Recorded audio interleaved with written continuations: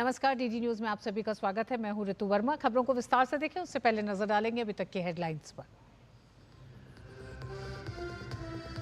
संसद के बजट सत्र के दूसरे चरण में वोटर लिस्ट पर चर्चा की मांग को लेकर विपक्ष का हंगामा। भाषा विवाद पर शिक्षा मंत्री धर्मेंद्र प्रधान का डीएमके पर वार, कहा स्टालिन सरकार मुद्दे पर कर रही राजनीति।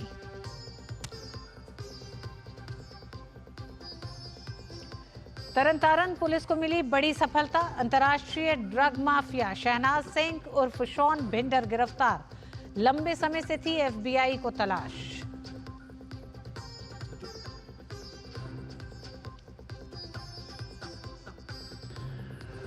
छत्तीसगढ़ में पूर्व मुख्यमंत्री भूपेश बघेल के घर ईडी का छापा। शराब घोटाले से जुड़े मनी लॉन्ड्रिंग मामले में बेटे चैतन्य के ठिकानों समेत 14 जगहों पर छापेमारी।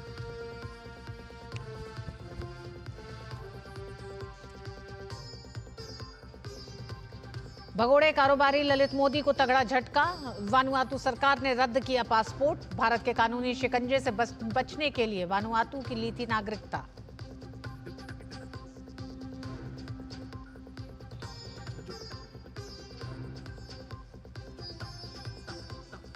और भारत और यूरोपीय आयोग के बीच प्रस्तावित मुक्त व्यापार समझौते के लिए ब्रुसेल्स में शुरू होगी 10वें दौर की वार्ता। हाल ही में दोनों पक्षों ने समझौता पूरा करने पर जताई है सहमति।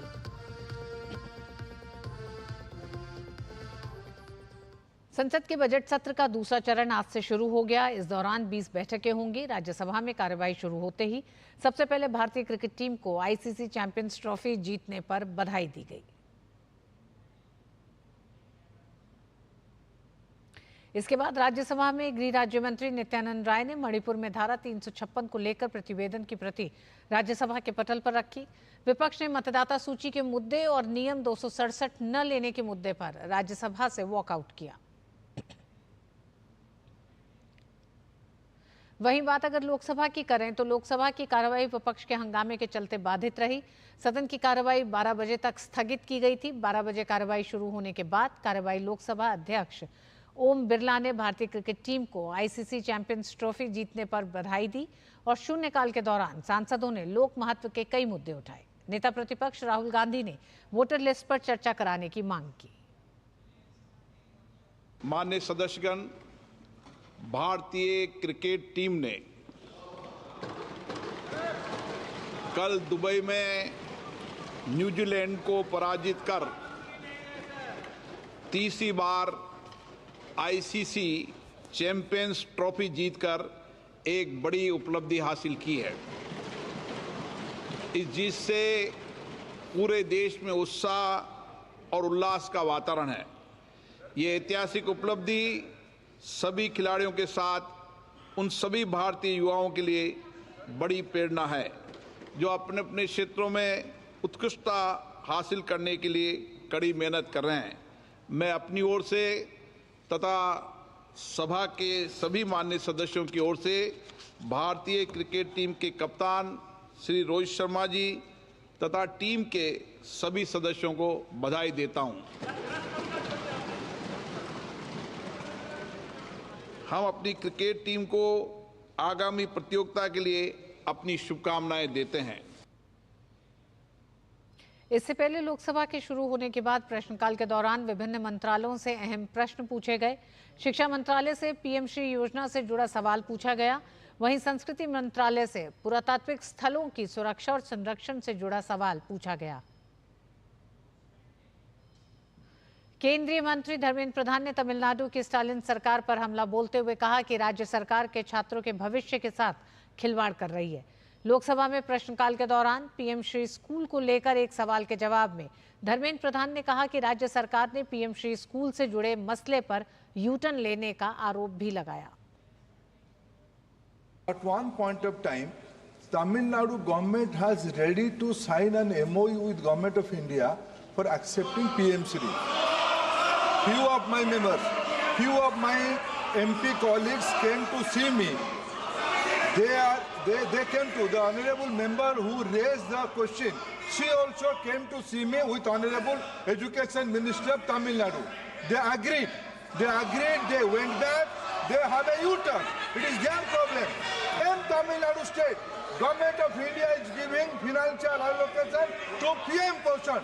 They are dishonest, my dear friends. They are dishonest. They are not committed to Tamil Nadu students. They are ruining the future of Tamil Nadu students. Their only job is to raise language passion. They are doing politics. They are doing mischief. This is unfortunate in the federal state. They can't put allegation against government of India. They are misleading nation. They are doing injustice. They are doing injustice to students of Tamil Nadu. They are ruining the future of Tamil Nadu students. उधर बिहार के मिथिला क्षेत्र में सीता माता के मंदिर निर्माण को लेकर जनता के द्वारा मांग उठ रही है। इसे लेकर हमारे संवाददाता कुमार आलोक ने केंद्रीय मंत्री चिराग पासवान से बातचीत की। चिराग पासवान ने बिहार में महागठबंधन में मचे घमासान को लेकर भी अपनी प्रतिक्रिया दी। हमारे साथ केंद्रीय मंत्री चिराग पासवान जी हैं। सर, जो बातें उठ के आ रही है कि सीतामढ़ी में भव्य सीता जी के मंदिर का निर्माण होना चाहिए, बिल्कुल होना चाहिए और ये मांग लंबे समय से हम लोग की भी रही है। बिहार फर्स्ट, बिहारी फर्स्ट के माध्यम से भी हमेशा हम लोगों ने इस बात को कहा है कि जिस तरीके से प्रभु श्री राम का एक भव्य मंदिर अयोध्या में बना है, वैसे ही मेरी माता सीता का भी मंदिर सीतामढ़ी में बनना चाहिए। इससे न सिर्फ 14 करोड़ बिहार वासियों का सपना पूरा होगा, बल्कि देश की एक बड़ी आबादी जो माता सीता में अपनी आस्था रखती हैं, उनका सपना भी पूरा होगा। और ये इच्छा शक्ति मेरे प्रधानमंत्री में ही है कि हम लोग इस कार्य को पूरा कर पाएं और मैं मानता हूं कि जल्दी सपना पूरा होगा। Last question sir, Tejashwi Yadav कह रहे हैं कि नीतीश के लिए एंट्री बंद है, लालू यादव कहते हैं कि उनका स्वागत है, क्या कहेंगे सर? परिवार में ही इतना विरोधाभास है, इनको परिवार में ही नहीं पता कि ये करना है नहीं करना है। परिवार में विरोधाभास, गठबंधन में विरोधाभास, एक नए अलाई को अपने साथ जोड़ने की बात तो बहुत दूर की है। जो आपके पास है उन्हीं को आप संजो के रख लें, एक बड़ी उपलब्धि आपके लिए होगी।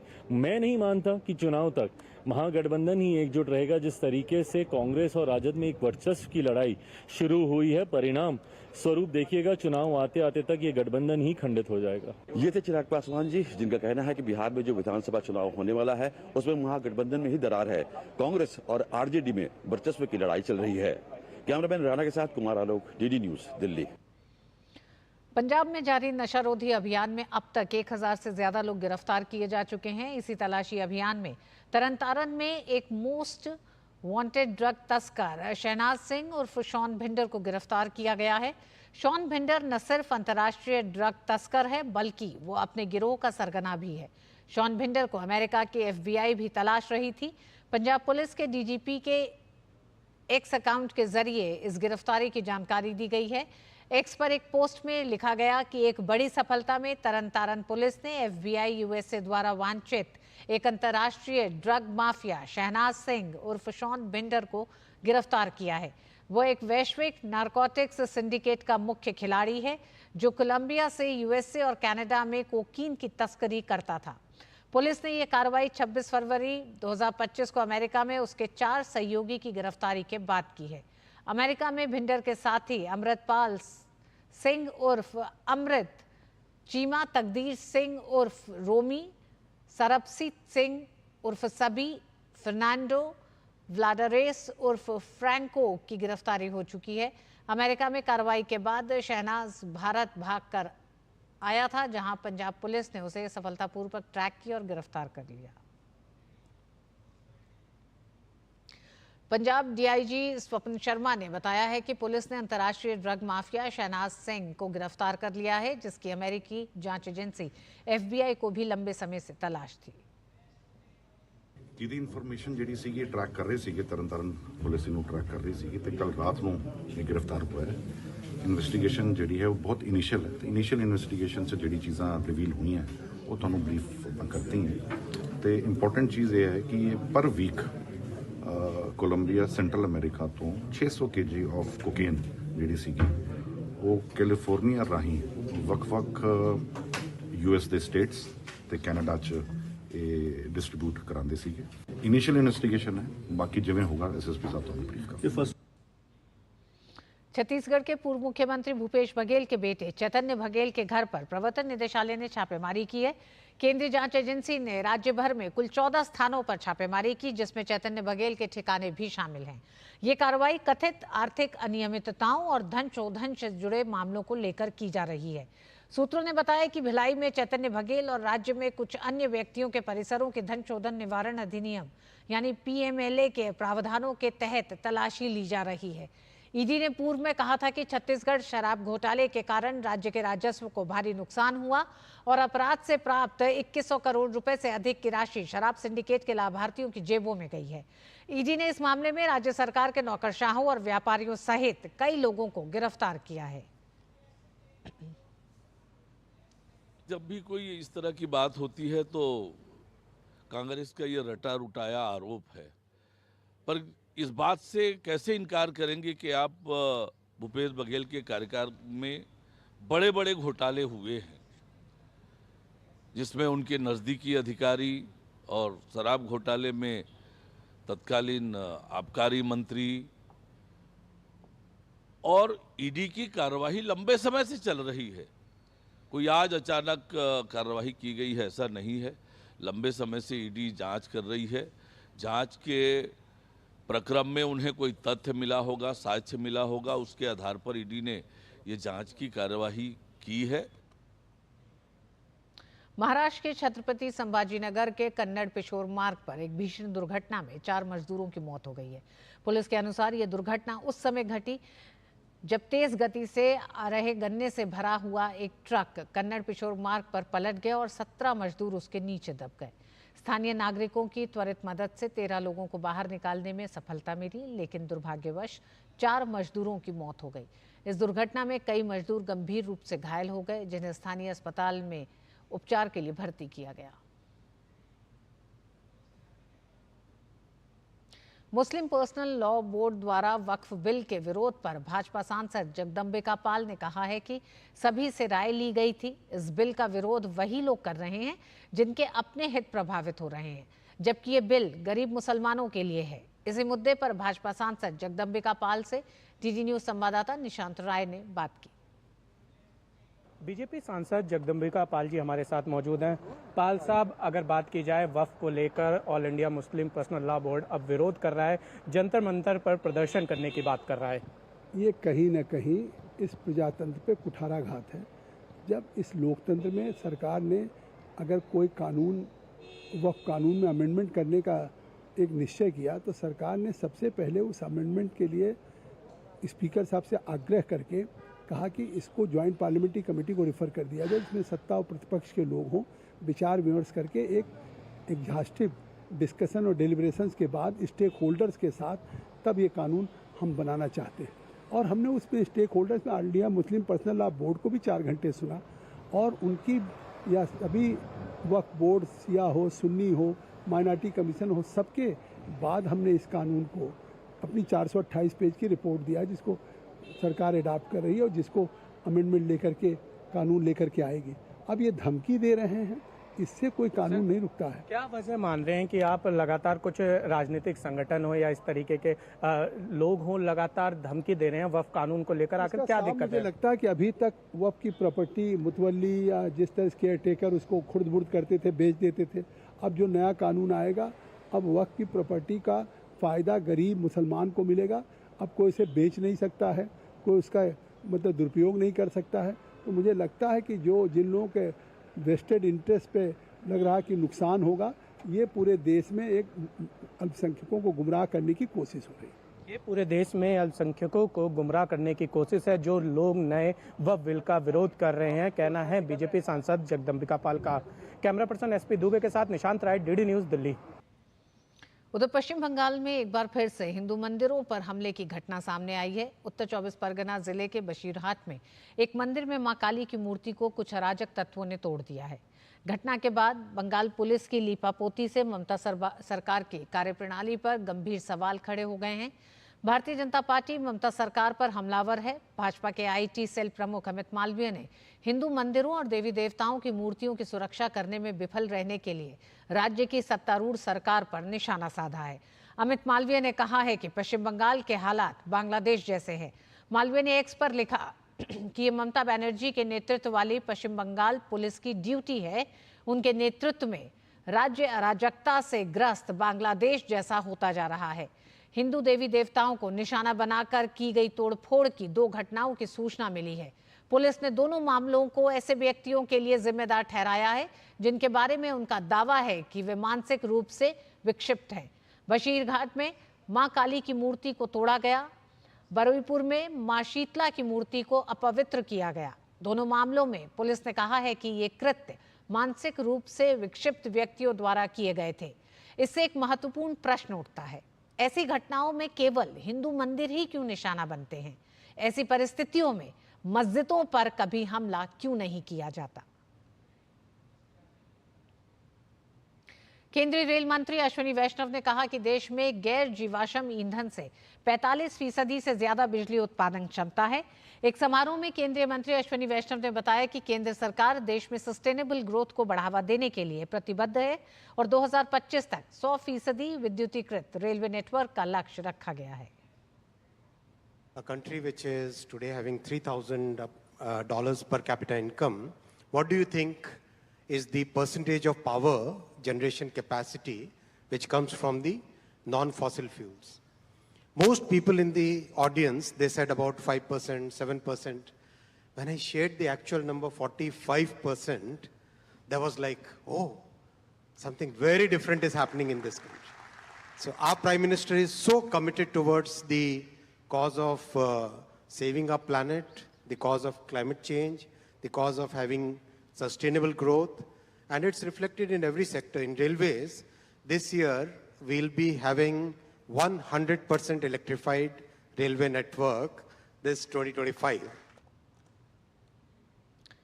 भारत और 27 देशों का यूरोपीय संघ EU आज ब्रसेल्स में प्रस्तावित मुक्त व्यापार समझौते के लिए 10वें दौर की वार्ता शुरू करेंगे।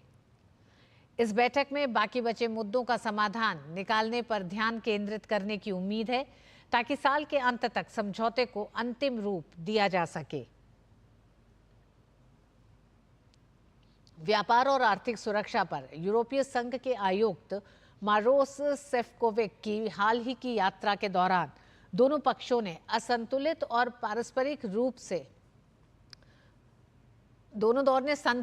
पारस्परिक रूप से लाभकारी व्यापार समझौते के प्रयासों में तेजी लाने के तरीकों पर चर्चा की थी। प्रधानमंत्री नरेंद्र मोदी और यूरोपीय आयोग के अध्यक्ष उर्सुला वॉन डेर लेयन ने पिछले महीने ट्रंप प्रशासन की उच्च टैरिफ की चेतावनी की आशंकाओं के बीच इस साल तक महत्वाकांक्षी भारत EU मुक्त व्यापार समझौते को पूरा करने पर सहमति व्यक्त की थी। भारत और EU के बीच FTA वार्ता 2013 में रुक गई थी क्योंकि दोनों पक्षों के बीच बाजार खोलने के स्तर को लेकर मतभेद थे। हालांकि जून 2022 में वार्ता फिर से शुरू हुई। इसके अलावा निवेश सुरक्षा समझौते और भौगोलिक संकेत समझौते पर भी चर्चा हो रही है। वित्त वर्ष 2024 में भारत EU का कुल व्यापार $190 अरब से अधिक हो गया था। भगोड़े कारोबारी ललित मोदी को बड़ा झटका लगा है। ललित मोदी ने भारत के शिकंजे से बचने के लिए वनुआतू देश की नागरिकता हासिल की थी, लेकिन अब उन्हें झटका लगा है। वनुआतू के प्रधानमंत्री जोथम नापट ने सोमवार को नागरिकता आयोग को निर्देश दिया है कि ललित मोदी को दिया गया वनुआतू पासपोर्ट रद्द कर दिया जाए। सूत्रों से यह भी पता चला है कि न्यूजीलैंड में भारत की उच्चायुक्त नीता भूषण ने कुछ अन्य द्वीप देशों के साथ मिलकर ललित मोदी के वनुआतू के पासपोर्ट को रद्द करवाने में महत्वपूर्ण भूमिका निभाई है। अंतर्राष्ट्रीय मीडिया में हाल ही में हुए इस खुलासे के बाद यह मामला सामने आया है कि पूर्व IPL प्रमुख IPL के शीर्ष बॉस के रूप में अपने कार्यकाल के दौरान करोड़ों रुपए के गबन में कथित रूप से शामिल होने के संबंध में भारतीय कानून प्रवर्तन एजेंसियों द्वारा वांछित हैं ललित मोदी। ललित मोदी ने 7 मार्च को अपना भारतीय पासपोर्ट सरेंडर करने के लिए आवेदन दिया था और बाद में विदेश मंत्रालय ने इसकी पुष्टि की थी। प्रधानमंत्री नरेंद्र मोदी की यात्रा को लेकर पूरे मॉरिशस में उत्साह का माहौल है। मॉरिशस में संस्कृत की पढ़ाई कर रहे बच्चे और उनके शिक्षक संस्कृत गीत के माध्यम से पीएम मोदी का स्वागत करने के लिए विशेष तैयारी में जुटे हैं। हमारी संवाददाता जया सिन्हा ने इन बच्चों से बातचीत की। संस्कृति की डोर थामे विकास को बढ़ाते हुए हम देख सकते हैं किस तरह से यहाँ पर प्रधानमंत्री मोदी का बेसब्री से इंतजार हो रहा है। ये छोटे छोटे बच्चों ने काफी तैयारी की है प्रधानमंत्री मोदी का स्वागत करने के लिए। किस तरह से तैयारी हो रही है और प्रधानमंत्री मोदी का कैसे वेलकम करने जा रहे हैं? बहुत बड़ा मौका है हमारे लिए और हमारे दोस्तों के लिए, और हमको उनकी वासुदेव कुटुंबकम की बात बहुत अच्छी लगी और प्रेरित लगी और हम उनका मॉरिशस में स्वागत करते हैं। मैं बहुत एक्साइटेड हूँ नारद मोदी जी के मिलने के लिए, क्योंकि वह बेस्ट इंस्पायरेशन है इन द वर्ल्ड। जो मोदी जी का वो संस्कृत जान रहे हैं, बात कर रहे हैं, कुछ कर रहे हैं, तो हाँ इसलिए हमें वो इंस्पायर करते हैं हमें। हमारे बच्चे जब संस्कृत क्लास 2015 में तो हमारी शुरू भी नहीं हुई थी ठीक से, और आज वो बच्चे बड़े हो गए हैं और आज वो तैयार हैं मोदी जी का स्वागत संस्कृत गीत के माध्यम से करने के लिए। और ये पूरे सिर्फ हमारी कक्षा संस्कृत क्लास की बात नहीं है, पूरे मॉरिशस में ये स्थिति है कि हर कोई चाहता है, हालांकि ये संभव नहीं हो पाएगा कि मॉरिशस के 13 लाख की आबादी मोदी जी से मिल पाए, लेकिन जहाँ जहाँ उनके यात्रा निकलेगी वहाँ वहाँ वो चाहे सड़क पर ही क्यों ना हो, वो सड़क पर पहुंचकर भी उनके दर्शन के लिए लालायित हैं हर कोई। विरासत, एक विश्वास। भारत और मॉरिशस दो अलग देश है, लेकिन कई ऐसे पहलू हैं जो इन दोनों देशों को जोड़ते हुए नजर आते हैं, और यकीनन वही उत्साह और उमंग यहाँ पर साफ तौर पर नजर आ रही है। प्रधानमंत्री नरेंद्र मोदी के आगमन के लिए तो तैयारियां जोर शोर से जारी हैं। कैमरा पर्सन अजीत के साथ Jaya Sinha, DD news, Mauritius. Mauritius के छात्र पीएम मोदी के आगमन को लेकर काफी उत्साहित नजर आ रहे हैं। इस कला केंद्र के छात्र पीएम मोदी के स्वागत में कथक की शानदार प्रस्तुति देंगे। संस्कृति की गहरी जड़ों से जुड़े हैं दो देश, भारत और मॉरिशस। मॉरिशस में करीब 70% भारतीय मूल के लोग रहते हैं, तभी तो मॉरिशस को मिनी इंडिया कहा जाता है। We are very excited and happy for the Honorable Prime Minister of India visit in Mauritius. I am performing along with my students a welcome dance and also a folk dance performance. प्रधानमंत्री के सामने नृत्य कर रहे हैं, so we are very happy and very much excited. Modi ji को देखना it's very very special for us. We are very lucky. उनके साथ उनको सिर्फ देखना नहीं, बट उनके सामने भी हम लोग परफॉर्म कर रहे हैं, so it is very special.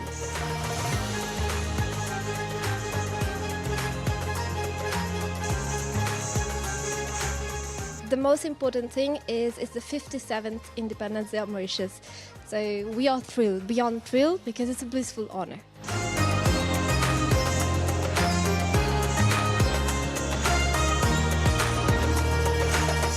Modi ji, आपका मॉरिशस में बहुत बहुत स्वागत है।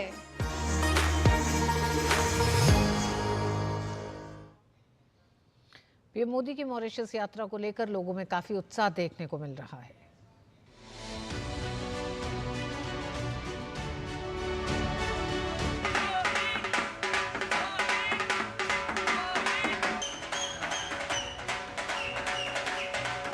ਅਸੀਂ ਪੰਜਾਬੀ ਢਾਬੇ ਮੌਰੀਸ਼ਸ ਤੋਂ ਸਾਨੂੰ ਬਹੁਤ ਖੁਸ਼ੀ ਆ ਕਿ ਮੋਦੀ ਸਾਹਿਬ ਮੌਰੀਸ਼ਸ ਦੇ ਵਿੱਚ ਆ ਰਹੇ ਆ।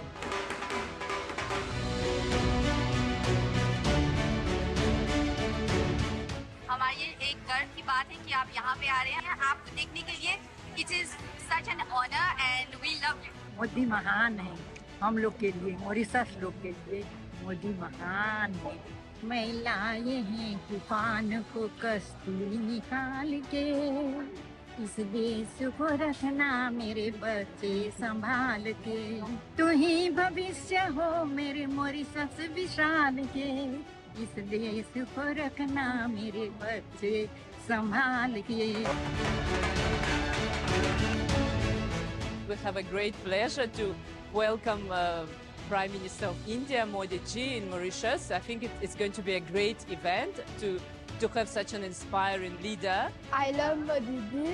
Jai Hind. अंदर से ही कुछ और फीलिंग्स ही होने लगती है जब आप मोदी जी की बात करते हैं। हर भारतीय के लिए गर्व की बात है। लगता है कि अब मोदी जी जो हैं बस वही बने रहें और भारत आगे बढ़ता रहे। मोदी जी आ रहलन हाँ मॉरिशस में, ई खुशी के शब्द के माध्यम से व्यक्त करना ही बहुत कठिन है। हमरा ना लगता कि कोई भी ऐसन प्रधानमंत्री हमारे भारत के होइल है जे इतना ज्यादा हमनी के गर्वशाली महसूस करेला ना। I'm an Ayurvedic student and I'm very grateful for the promotion and introduction of millet flour in Mauritius. Today I'm showcasing ragi, laddu, bajra pancakes, jowar chaat, and with these options, hopefully we can have many healthy things to eat.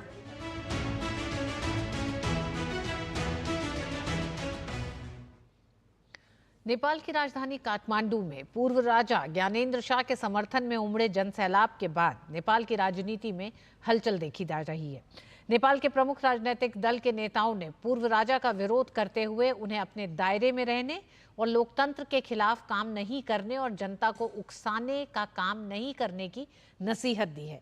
रविवार को काठमांडू हवाई अड्डे से लेकर उनके निवास तक लाखों की संख्या में लोग सड़क पर आकर पूर्व राजा के पक्ष में की गई नारेबाजी पर प्रमुख दल के नेताओं ने कड़ी प्रतिक्रिया दी है। नेपाली कांग्रेस के नेता और गृहमंत्री रमेश लेखक ने पूर्व राजा को चेतावनी देते हुए कहा कि अगर पूर्व राजा इस व्यवस्था को नहीं मानेंगे तो उन्हें राज्य की तरफ से दी जा रही सुरक्षा और अन्य सुविधाएं वापस ले ली जाएंगी। और इसी के साथ इस बुलेटिन में बस इतना ही। डीडी न्यूज़ पे खबरें जारी रहेंगी। नमस्कार।